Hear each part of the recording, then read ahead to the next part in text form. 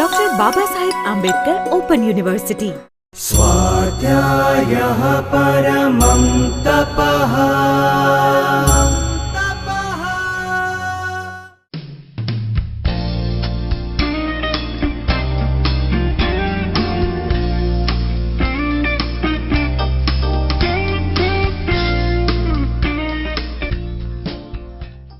मित्रों नमस्कार। Doctor Baba Saheb Ambedkar open यूनिवर्सिटीना माध्यमथी राज्यना दूर सुदूરના વિસ્તારોમાં બેસીને ઘરે બેસીને ખાસ કરીને જે કોઈ પણ ઉચ્ચ શિક્ષણ લઈ રહ્યા છો એવા સૌ વિદ્યાર્થી મિત્રોને આજે હું આનંદ આચાર્ય અને ડૉક્ટર નૈનેશભાઈ ગઢવી અમે બંને મિત્રો આપ સૌ વિદ્યાર્થીઓને આવકારીએ છીએ। નવા વર્ષની આપ સૌને ખૂબ ખૂબ શુભેચ્છાઓ પાઠવીએ છીએ। અને મિત્રો આજે આપને જે કોઈ પણ વિષય ઉપર અમે વાત કરવાના છીએ એ ડૉક્ટર બાબા સાહેબ આંબેડકર ઓપન યુનિવર્સિટીના માધ્યમથી જે FHS 01 કરીને જે પુસ્તિકાનો જે આખો એક અભ્યાસક્રમ છે ચાલી રહ્યો છે એના અંતર્ગત અમે આજે સ્વતંત્ર ભારતના ઉદ્ભવ એ વિષય ઉપર હું અને ડૉક્ટર નૈનેશભાઈ અમે બંને મિત્રો આજે આપને વાત કરવાના છીએ। મિત્રો સ્વતંત્ર ભારતના ઉદ્ભવની એક વાત આપણે આ સમગ્ર વ્યાખ્યાન શૃંખલાની અંદર વ્યાખ્યાન શ્રેણીની અંદર આપણે એનો પરિચય મેળવવાના છીએ।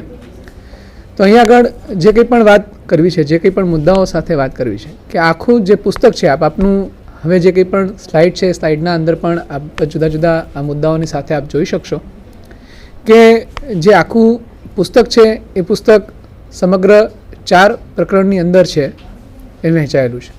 અને આની જે આખી એક શરૂઆત છે કારણ કે આ ઇતિહાસ ભણવાનો છે અને ઇતિહાસ એટલે શું, કોને ઇતિહાસ કહેવો, પહેલાં તો શરૂઆત આપણે ત્યાંથી કરવી જોઈએ। તો ઇતિહાસની વાત જ્યારે કરવી હોય, ઇતિહાસને જ્યારે સમજવું હોય ત્યારે ઇતિહાસની બહુ જુદી જુદી સરસ વ્યાખ્યાઓ રજૂ થઈ છે। ઇતિ વત્તા હ વત્તા હાસ આસ એટલે ઇતિહાસ એવી એક આખી એનો શબ્દની વ્યુત્પત્તિ છે। અને ઇતિહાસનો એક અર્થ એવો થાય છે કે ખરેખર આ પ્રમાણે બન્યું હતું, ખરેખર આ પ્રમાણે બન્યું હતું એવો એક એનો અર્થ થાય છે। તો એક વિદ્વાને ઇતિહાસની ખૂબ સરસ બીજી એક વિભાવના વ્યાખ્યા છે આપણને આપી છે કે કાળના ગર્ભમાં કયું સંતાન રહ્યું છે એ જાણવાની વિદ્યા એટલે ઇતિહાસ। મિત્રો આજના યુગની અંદર આપ સૌ આધુનિક યુગથી ખૂબ સરસ પરિચિત છો અને આધુનિક યુગની અંદર ટેકનોલોજીનો ખૂબ સરસ મજાનો વિકાસ છે થયો છે અને આપણને ખબર છે કે સોનોગ્રાફીના જે મશીન્સ હોય છે તો સોનોગ્રાફીના મશીન દ્વારા આપણે કોઈ પણ માતા છે એ માતાના ગર્ભની અંદર કયું સંતાન છે એ જાણવા માટે આ સોનોગ્રાફી ટેકનિકનો ઉપયોગ આપણે કરતા હોઈએ છીએ। એટલે ગર્ભમાં રહેલું બાળક નર જાતિનું છે કે નારી જાતિનું એ સોનોગ્રાફીથી ઘણી બધી વખત એનો પરિચિત એનો વિકાસ કેવી રીતે થઈ રહ્યો છે એ આપણે સોનોગ્રાફીની મદદથી જેમ જાણી શકીએ છીએ એમ ઇતિહાસ પાસે પણ એવી કેટલીક ચોક્કસ પદ્ધતિઓ છે કે ખરેખર ભૂતકાળમાં શું બન્યું હતું, કેમ બન્યું હતું, શા માટે બન્યું હતું। તો એ આખી જે વિદ્યા છે એ વિદ્યાને જાણવા માટેનો આખો જે અભ્યાસને લગતી જે કંઈ પણ બાબત છે, જે કોઈ પણ પદ્ધતિ છે એ પદ્ધતિને આપણે ઇતિહાસ તરીકે ઓળખીએ છીએ। એટલે આવી ઘણી બધી અર્થ છાયાઓ એના સંદર્ભમાં આપણે વાત કરી શકીએ કે ઇતિહાસના સંદર્ભમાં આપણે વાત કરવાની છે કે સ્વતંત્ર ભારતને આજે જે કંઈ પણ સ્વતંત્રતા મળી એ સ્વતંત્રતા મળ્યા પહેલાં ભારતનો ઉદ્ભવ કેવી રીતે, આ સ્વતંત્ર ભારતનો ઉદ્ભવની પાછળ કેટલી બાબતો મહત્ત્વની છે, કેવા કેવા સંજોગો મહત્ત્વના પુરવાર થયા છે એ આખી ઘટનાને આપણે આજે અહીંયા આગળ સમજવા માટેનો પ્રયાસ છે એ કરવાના છીએ। આપ આપની સ્લાઇડ ઉપર જોઈ શકો છો। આપણે જે કંઈ પણ પુસ્તક છે પુસ્તકના સંદર્ભમાં વાત કરીએ તો આખું આ પુસ્તક છે એ આપણે જુદા જુદા 4 એકમોની અંદર વહેંચાયેલું છે। પહેલું એકમ એટલે એકમ 10, 11, 12 અને 13 આવા 4 જુદા જુદા એકમો છે। પહેલું એકમ છે ભારતીય અર્થકારણની વિશિષ્ટતાઓ, પૂર્વ સંસ્થાનવાદી અને સંસ્થાનવાદી। બીજું એકમ તમે જે શીખવાના છો એમાં ભારતીય રાષ્ટ્રીય આંદોલનો જે થયા એ ભારતીય રાષ્ટ્રીય આંદોલનો પાર્ટ 1 એની અંદર આપણે જે આંદોલનોની અંદર ગાંધીજીનું આગમન ભારતમાં થયું એ પહેલાં જે કંઈ પણ પ્રયત્નો થયા હતા અને એમાં 1857ના વિપ્લવની વાત હોય કે પછી સમાજ સુધારકોની જે કોઈ પણ વાત હોય એ આપણે એકમ 11ની અંદર શીખવાના છીએ, ભણવાના છીએ. એકમ 12 છે એ ભારતીય રાષ્ટ્રીય આંદોલનનો બીજો પાર્ટ આપણે એકમ 12ની અંદર આપણે શીખવાના છીએ અને એમાં ગાંધીજી ભારતમાં આવ્યા અને ભારતમાં આવ્યા પછી જે આખી ચળવળની શરૂઆત છે એ થઈ એ એકમ 12ની અંદર આપણે શીખવાના છીએ. અને એકમ 13 છે એ ભારતીય રાષ્ટ્રીય આંદોલનના જે મૂલ્યો હતા, જે વેલ્યુઝ હતા, એમાં પણ વિશ્વ બંધુત્વની ભાવના છે, માનવતાવાદ છે, આવા બધા જે વેલ્યુઝની જે કંઈ પણ વાત થઈ છે એ આપણે એકમ 13ની અંદર સમજવાની છે. તો આજે સૌથી પહેલાં આપણે એકમ 10થી આ આખા ટોપિકની છે શરૂઆત કરીએ. ભારતીય અર્થકારણની વિશેષતાઓ, પૂર્વ સંસ્થાનવાદી અને સંસ્થાનવાદી. આ જે એકમ આપણે ભણવાના છીએ તો એની અંદર ભારતીય અર્થકારણની જે કંઈ પણ વિશિષ્ટતાઓના સંદર્ભમાં આપણે સમજવાનું છે. તો એના કેટલાક હેતુઓ છે, એના જે કેટલાક ઉદ્દેશો છે એ ઉદ્દેશોને આપણે પહેલાં સમજી લઈએ, એને પહેલાં જાણી લઈએ કે આ ટોપિકમાંથી આપણે શું પામીશું, આપણે આ ટોપિક શા માટે એનો અભ્યાસ કરવો જોઈએ. તો એમાં પહેલો આપણો હેતુ છે અંગ્રેજોના વિજય પૂર્વે ભારતના અર્થકારણનું સ્વરૂપ કેવું હતું તેનો ખ્યાલ આપણે આ ટોપિકમાંથી શીખવાના છીએ. ભારતમાં અંગ્રેજો આવ્યા એ પહેલાં એની આર્થિક વ્યવસ્થા કેવી હતી એને આપણે સમજવાના છીએ. બીજી એક બાબત છે બ્રિટિશ શાસનની ભારતના અર્થકારણ પર શી અસર પડી, કેવી અસર પડી, એ વિશે પશ્ચિમના જે કોઈ પણ વિદ્વાનો હતા, જે ચિંતકો હતા, એમણે શું વિચારો રજૂ કર્યા એને આપણે સમજવાના છીએ. એટલે બ્રિટિશ શાસનની જે અસર થઈ એમાં પશ્ચિમના વિદ્વાનો અને ખાસ કરીને ભારતીય વિદ્વાનોને પણ આપણે આ ટોપિકની અંદર સમજવાના છીએ. ત્રીજો એક એનો જે હેતુ છે, મહત્ત્વનો મુદ્દો છે, એ છે દ્રવ્ય અપહરણ અને નિરુદ્યોગીકરણની જે પ્રક્રિયાઓ થઈ એ પ્રક્રિયાઓ વિશેની કેટલીક માહિતી આપણે આમાં મેળવવાની છે. અને એક અંતિમ હેતુ આપણે આમાંથી એક એ સમજવાના છીએ આ ટોપિકમાંથી કે ભારતને ગરીબ દેશ બનાવવામાં સંસ્થાનવાદી શાસને જે ભાગ ભજવ્યો છે એનું મૂલ્યાંકન આપણે આ ટોપિકની અંતર્ગત આ ટોપિકમાંથી આપણે મેળવવાના છીએ. તો મિત્રો આ એના મહત્ત્વના જે કંઈ પણ હેતુઓ છે એના હેતુઓના સંદર્ભમાં આપણે આ વાત કરી કે બ્રિટિશ શાસન જે આવ્યું એ બ્રિટિશ શાસન આવ્યા પહેલાં એનું અર્થકારણ કેવું હતું, એની આખી ભારતની આખી જે વ્યવસ્થા હતી એ વ્યવસ્થા કેવા પ્રકારની હતી અને એ વ્યવસ્થાના સંદર્ભમાં એની એ જે અસર કેવી રીતે થઈ અને એનું જે મૂલ્યાંકન છે એ મૂલ્યાંકન કેવી રીતે આખું આ સિસ્ટમનું થતું હતું એની એક આખી વાત આપણે આ ટોપિક અંતર્ગત શીખવાના છીએ. મિત્રો, કોઈ પણ સમાજ હોય એ સમાજની હંમેશા એક પ્રકારની ઉત્ક્રાંતિની વાત એ ઉત્ક્રાંત થતો હોય છે. અને ઉત્ક્રાંતિ કોને કહેવી, ઉત્ક્રાંતિ એટલે શું, એની એક ચોક્કસ વ્યાખ્યા કયા પ્રકારની હોઈ શકે અથવા તો ઉત્ક્રાંતિ એટલે શું. તો ઉત્ક્રાંતિને બહુ સરળ શબ્દોમાં સમજવી હોય, બહુ વ્યવસ્થિત રીતે કહેવી હોય તો એનો એક સરળ અર્થ એવો છે કે ક્રમિક અથવા તબક્કાવાર વિકાસ એટલે ઉત્ક્રાંતિ. ક્રમિક વિકાસ છે, એક ઝડપથી એક વિકાસ નથી, પણ ધીમે ધીમે તબક્કા પ્રમાણે, ક્રમ પ્રમાણે એનો ધીમે જે વિકાસ થાય છે એ વિકાસને આપણે અહીંયા આગળ ઉત્ક્રાંતિ તરીકે ઓળખીએ છીએ. ભારતીય સમાજની અંદર જે કંઈ પણ આપણને આઝાદી મળી, જે કંઈ પણ આઝાદી મળ્યા એ રાતોરાત મળેલી આખી બાબત નથી, પણ એની પાછળની જે પાર્શ્વભૂમિની અંદર જે કોઈ પણ સંઘર્ષો થયા, જે કંઈ પણ બાબતો રજૂ થઈ એ પણ એટલી જ વધારે મહત્ત્વની પુરવાર થતી હોય એવું આપણને લાગે છે. બ્રિટિશ શાસન ભારતમાં આવ્યું અને ભારતમાં આવ્યા પછી જે કંઈ પણ કેવી રીતની અંદરના એના ફેરફારો થયા અને શું બ્રિટિશ શાસન આવ્યું એ પહેલાં ભારતની પરિસ્થિતિ કેવી હતી, ભારતનું આખું એક ચિત્ર છે, એ ચિત્ર કેવું હતું, એ ચિત્ર પણ આ સંદર્ભમાં સમજવાનું બહુ જ અનિવાર્ય થઈ પડતું હોય છે. આપણે સ્વતંત્ર ભારતના ઉદ્ભવની વાત કરતા હોઈએ ત્યારે આ શાસન આવ્યા પછીના જે કંઈ પણ ભારતના ફેરફારો હતા ને એ પહેલાંની સ્થિતિ કેવી હતી એ સમગ્ર આ ટોપિકમાંથી એ સાર છે આપણને મળે છે. તો મિત્રો, પહેલાં જે કંઈ પણ ભારત હતું એ ભારતની એક આખી બાબત હતી અને અહીંયા આગળ સંસ્થાનવાદ કોને કહેવું, હમણાં મેં આગળ વાત કરી તમને કે ઉત્ક્રાંતિ થતી હોય છે અને એ ક્રમિક અને તબક્કાવાર થતું હોય છે. તો જ્યાં પણ આ આખી બાબત આવે છે ત્યારે એ સંસ્થાનવાદ એવો શબ્દ આપણે એની માટે પ્રયોજીએ છીએ કે સંસ્થાનવાદી શાસન હેઠળ ધીમે ધીમે એનો વિસ્તાર ને એનો વ્યાપ છે એ વધવા લાગ્યો એવી વાત આપણે આના સંદર્ભમાં સમજીએ છીએ. તો સૌથી પહેલાં મિત્રો અહીંયા આગળ આપ અભ્યાસ કરો છો ત્યારે આપના મનની અંદરનો પ્રશ્ન ઊભો થાય કે સંસ્થાન એટલે શું અને સંસ્થાનવાદ એટલે શું. આપ સંસ્થાન અને સંસ્થાનવાદની એક આખી વાત છે એના સંદર્ભમાં આપણે એવું કહી શકીએ કે આપ આપના સ્લાઇડ ઉપર જોઈ શકો છો, આપના મુદ્દા ઉપરમાં આ જોઈ શકો છો કે સંસ્થાન એટલે એવો દેશ કે ક્ષેત્ર જ્યાં કોઈ વિદેશી રાષ્ટ્રે પોતાનો સંસ્થાનવાદ સ્થાપિત કરી રાખ્યો હોય. ડૉક્ટર વિદ્યુતભાઈ જોશીએ સમાજશાસ્ત્રની અંદર પારિભાષિક કોષ કરીને એક સરસ મજાનો કોષ આપણને આપ્યો છે અને એમાં આ બંને જે શબ્દો છે એ શબ્દોનો અર્થ એમણે આપણી સમક્ષ સ્પષ્ટ કર્યો છે. એમણે બહુ સરસ મુદ્દો સમજાવ્યો કે તે દેશ કે ક્ષેત્ર કે જ્યાં કોઈ વિદેશી રાષ્ટ્રે પોતાનો સંસ્થાનવાદ સ્થાપિત કરી રાખ્યો હોય એને સંસ્થાન કહેવાય.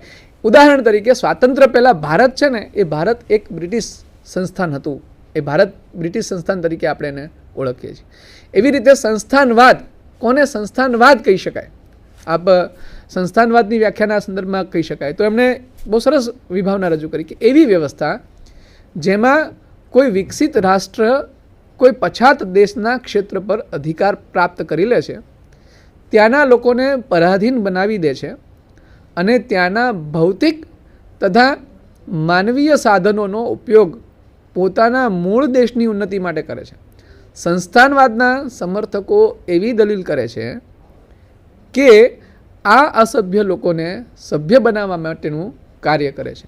સંસ્થાનવાદની બહુ જ સરળ પરિભાષા વિદ્યુતભાઈ આપણને અહીંયા આગળ આપી છે કે એવો દેશ કોઈ વિકસિત રાષ્ટ્ર છે, એ વિકસિત રાષ્ટ્ર કોઈ પછાત રાષ્ટ્ર ઉપર પોતાનું આધિપત્ય ભોગવતું હોય, એના લોકોને પોતાને આશ્રિત બનાવી દેતા હોય, પોતાને પરાધીન છે પરાધીન બનાવી દેતા હોય અને જે કંઈ પણ ભારતીય સંદર્ભમાં આપણે આખી ઘટનાને સમજવાની છે, ભારતીય ઘટનાના સંદર્ભમાં આપણે આખા મુદ્દાને સમજવાનો છે. એટલે બહુ સરસ આખી વિભાવના સ્પષ્ટ થાય છે કે ભારત સંસ્થાન હતું અને એની પર સંસ્થાનવાદી શાસન કેવી રીતે આવ્યું. કારણ કે એક વિકસિત રાષ્ટ્ર તરીકે બ્રિટને ભારતની ઉપર આધિપત્ય જમાવ્યું, ભારતના લોકોને પરાધીન બનાવ્યા. 150 વર્ષનું બ્રિટિશ શાસન એવું સામાન્યતઃ એવી એક વાત આપણે હંમેશા કરતા છે કે 150 વર્ષ સુધી આપણે બ્રિટિશ શાસનની જે ગુલામી છે એ ગુલામી હેઠળ આપણે રહ્યા અને એ પરાધીન બનાવ્યા પછીની એક બહુ સરસ મજાની દલીલ સંસ્થાનવાદની અંદર આ એક એવી પાયાની વિભાવના છે કે આ આખા પુસ્તકના સંદર્ભમાં આપણે વારંવાર આ સંસ્થાનવાદ અને સંસ્થાનને એ બધા શબ્દો પ્રયોજવાના છીએ, ક્યાંક ને ક્યાંક આ વસ્તુઓ આપણે બોલવાના છીએ. તો આ બહુ પાયાનો શબ્દ છે એટલે આની ક્લેરિટી, આની સ્પષ્ટતા એ આપણી માટે ખૂબ મહત્ત્વની, ખૂબ જ અનિવાર્ય બની જતી હોય એવું લાગે છે. અને એટલા માટે કે સંસ્થાનવાદમાં એણે બહુ સરસ મુદ્દો કીધો કે સંસ્થાનવાદી શાસન છે એવું માનતું હોય, એ એના સંદર્ભમાં એ આખી ઘટનામાં એવું ઈચ્છતું હોય કે એ જે કંઈ પણ કરે છે એ પછાત દેશના અથવા પછાત ક્ષેત્રના અથવા પછાત વિસ્તારના ઉત્કર્ષ માટે, એના સારા માટે, એના ભલા માટે અમે આ કામ કરીએ છીએ.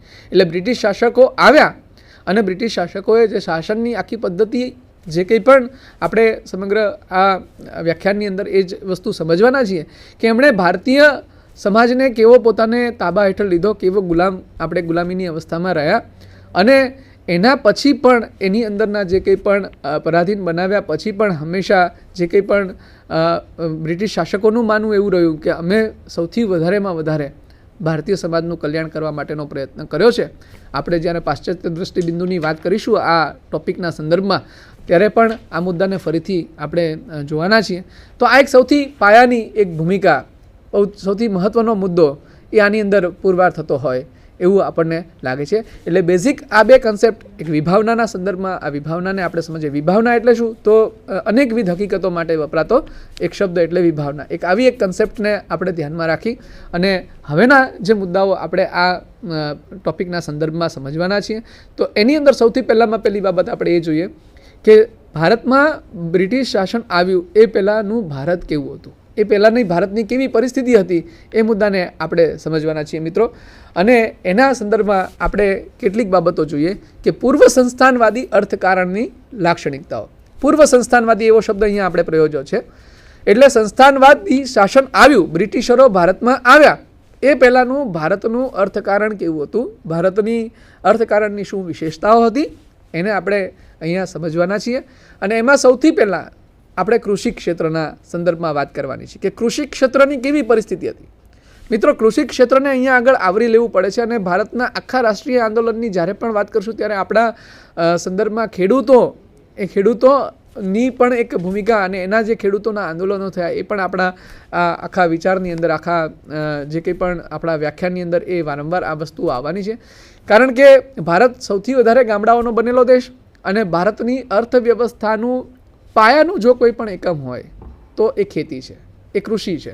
એટલે કૃષિ ક્ષેત્રની વાત જ્યારે ભારતનું જે કંઈ પણ અર્થકારણને સમજતા હોય ને જો ખેતીની બાદબાકી કરી નાખીએ અથવા તો ખેતીને સાઈડ પર રાખીએ તો ભારતના અર્થતંત્રને આપણે સમજી શકીએ નહીં. તો એ કેવી એક પરિસ્થિતિ કૃષિ ક્ષેત્રની હતી એની વાત અહીંયા આગળ એણે બહુ સરસ રીતે સમજાવવા માટેનો પ્રયત્ન કર્યો છે કે કૃષિ ક્ષેત્રમાં ગામડાઓની આત્મનિર્ભરતા, ગામડા છે ને એ આત્મનિર્ભર હતા. ગામડાનું એક બહુ સરસ મજાનું કલ્ચર, બહુ સરસ મજાની બાબત હતી કે એ ગામડાની અંદર જે ખેતી થતી એની માટે એ લોકોએ બીજા કોઈ ગામડાઓ પર આધાર રાખવો પડતો નહોતો. મોટાભાગે દરેક ગામ એ આત્મનિર્ભર એકમ હતું.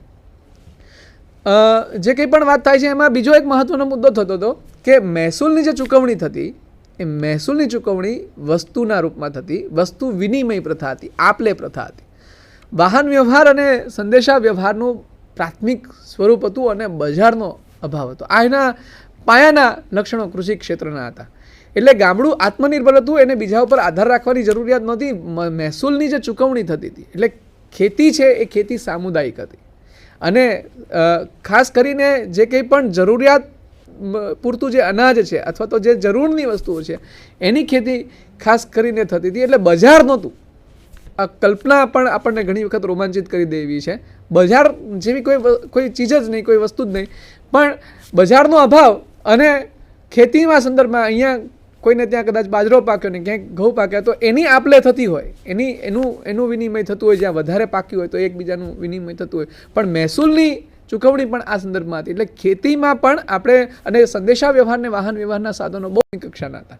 નગરો સાથે જે કંઈ પણ એનો સંબંધ હતો એ સંબંધો પણ બહુ મર્યાદિત હતા. બહુ જરૂરિયાત કોઈ બાબતની લાગતી હોય ત્યારે ત્યાં તો જ એ નગર સુધી જવાની વાત ત્યાં આગળ ઉદ્ભવતી હતી. એટલે કૃષિ ક્ષેત્રની એક આવી એક પરિસ્થિતિ હતી. ગામડાઓના સંદર્ભમાં એણે વાત કરી. વ્યાપાર ક્ષેત્ર કેવું હતું તો એમાં એમણે બહુ સરસ વાત કરી છે કે એશિયા અને યુરોપના અન્ય દેશો સાથેનો વિકસિત વેપાર હતો. આયાત અને નિકાસ વચ્ચે એ સમયે સંતુલન હતું. અને આપ વાંચી શકો છો, આપ જોઈ શકો છો આપની સ્લાઇડ ઉપર કે મોતી, ઊન, ખજૂર, સૂકો મેવો, ગુલાબજળ, કોફી, પછી સોનું છે, દવાઓ, મધ, ચા, ખાંડ, રેશમ, તાંબુ, લોખંડ, શીશુ અને કાગળ, આ બધું ચીન, અરબસ્તાન, ઈરાન અને યુરોપમાંથી ભારતમાં આયાત થતું. એટલે ભારતમાં આ બધી વસ્તુઓની આયાત થતી, આ બધી વસ્તુઓ આવતી હતી. અને એની સામે કાચું રેશમ છે, ગળી છે, અફીણ છે, ચોખા છે, ઘઉં, ખાંડ, મરી, તેજાના, કિંમતી પથ્થરો અને દવાઓ. અને એમાં પણ સૌથી વધારે મહત્ત્વની બાબત હતી સુતરાઉ કાપડ. એ સુતરાઉ કાપડની ભારત નિકાસ કરતું. એટલે આટલી બધી વસ્તુઓની ભારત છે એ નિકાસ થતું. એટલે આખું જે વ્યાપાર ક્ષેત્ર છે એ વ્યાપાર ક્ષેત્રના સંદર્ભમાં પણ આ બહુ મહત્ત્વનો મુદ્દો અહીંયા આગળ આપણને જોવા મળે છે કે આયાત અને નિકાસ વચ્ચેનું જે એક આખું સંતુલન છે એ સંતુલન બ્રિટિશરો ભારતમાં આવ્યા એ પહેલાંની આખી એક પરિસ્થિતિ અહીંયા આગળ સૌથી મહત્ત્વની પુરવાર થાય છે. મિત્રો, અહીંયા આગળ બીજો એક ઉલ્લેખ પણ આપણે કરવો જોઈએ કે બ્રિટિશરો ભારતમાં આવ્યા એ પહેલાં પણ ભારતની અંદર ઘણી બધી પ્રજાઓ આવીને ગઈ. પણ બ્રિટિશરો શા માટે ભારતમાં સ્થાયી થયા, બ્રિટિશરો શા માટે ભારતમાં રહ્યા, એ મુદ્દાને પણ અહીંયા આગળ આપણે સતત યાદ રાખવો જોઈએ. કારણ કે બીજી બધી જે પ્રજા હતી, ડચ છે, વલંદાઓ છે, આ બધા જે લોકો આવ્યા એ લોકોનો ખાસ કરીને જે કોઈ પણ હેતુ હતો એ વ્યાપારનો હેતુ હતો. જ્યારે બ્રિટિશરોએ વ્યાપારની સાથે સાથે ભારતની અંદર રાજકીય સત્તા જમાવવાનો જે પ્રયાસ કર્યો અને એને લીધે આખી એક બાબત છે એ સૌથી વધારે મહત્ત્વની પુરવાર થઈ. તમે આપણા થોડાક ઇતિહાસને સંદર્ભમાં થોડુંક આપણે ડોક્યુ કરીએ તો આપણને ખ્યાલ આવે છે કે વાસ્કો દ ગામાએ ભારતની શોધ કરી, પણ એ સાથે તમે જુઓ કે કોલમ્બસ છે, એ બધાએ જે કંઈ પણ એ પણ ભારત શોધવા માટે જ નીકળ્યા હતા, પણ એની સાથે સાથે આ બધા જે દરિયાઈ માર્ગે આ બધી બાબતોનો એક આખો ઇતિહાસ છે. ઇતિહાસના આપણે સાક્ષી છીએ.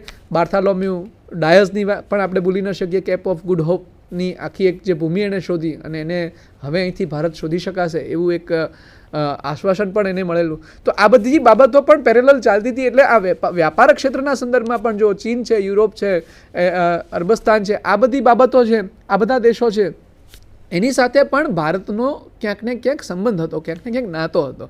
એટલે ત્યાંથી કેટલીક વસ્તુઓ છે એ ભારતમાં આયાત થતી હતી.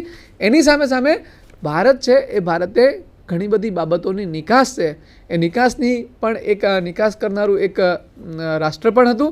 અને એમાં સૌથી વધારે મહત્ત્વની બાબત સુતરાઉ કાપડનું જે સૌથી મહત્ત્વનો મુદ્દો, સુતરાઉ કાપડનું પ્રોડક્શન એ ખૂબ મબલક પ્રમાણમાં ભારતની અંદર થતું હતું અને એની જે નિકાસ છે એ નિકાસ ભારત કરતું હતું. અને એમાં પણ જે કેટલાક ક્ષેત્રો છે એ ક્ષેત્રો સૌથી વધારે મહત્ત્વના હતા.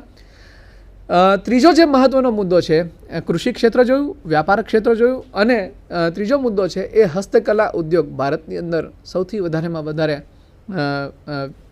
મહત્ત્વનો હતો. કારણ કે ભારત પાસે કારીગર વર્ગ સૌથી વિશાળ પ્રમાણમાં હતો. ભારતની કારીગરી છે એ કારીગરી વિશ્વવિખ્યાત હતી. એની માટે ભારત સૌથી વધારે પ્રચલિત હતું. અને કાપડ ઉદ્યોગ માટેના સમૃદ્ધ કેન્દ્રો એ ભારતની અંદર હતા.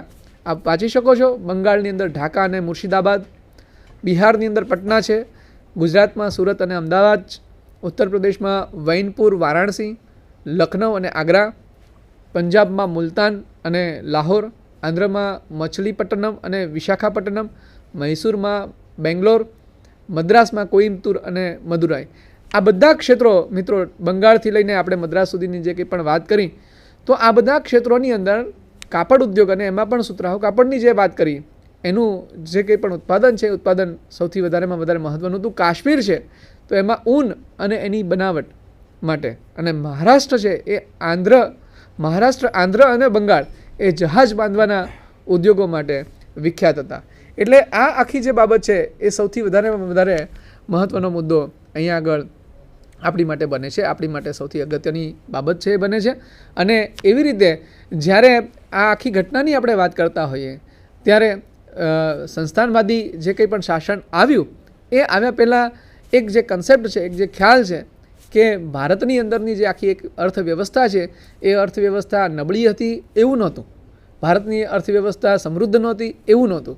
કારણ કે ભારત આ બધાનું આપણે હમણાં મેં આગળ પણ વાત કરીએ કે મરી મસાલા, તેજાના આ બધાનો વ્યાપાર પણ આપણે ત્યાંથી થતો હતો. અને આ બધી વસ્તુઓ ખૂબ પુષ્કળ પ્રમાણમાં ભારતની અંદર થતું હતું, એનું ઉત્પાદન છે એ થતું હતું. અને એની એક નિકાસ છે એ નિકાસ પણ આ સુતરાઉ કાપડથી માંડીને ઘણી બધી બાબતોમાં ભારત અગ્રેસર હતું.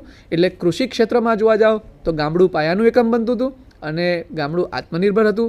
વ્યાપાર ક્ષેત્રના સંદર્ભમાં પણ ભારતની અંદર આયાત નિકાસનું એક સંતુલન આપણને જોવા મળતું હતું. અને હસ્તકલા ઉદ્યોગ આ ત્રીજો મહત્ત્વનો મુદ્દો કે જેની અંદર ભારતની કારીગરી, ભારતનો કારીગર વર્ગ એ વિશ્વભરની અંદર પ્રચલિત હતો, વિશ્વભરની અંદર જાણીતો હતો.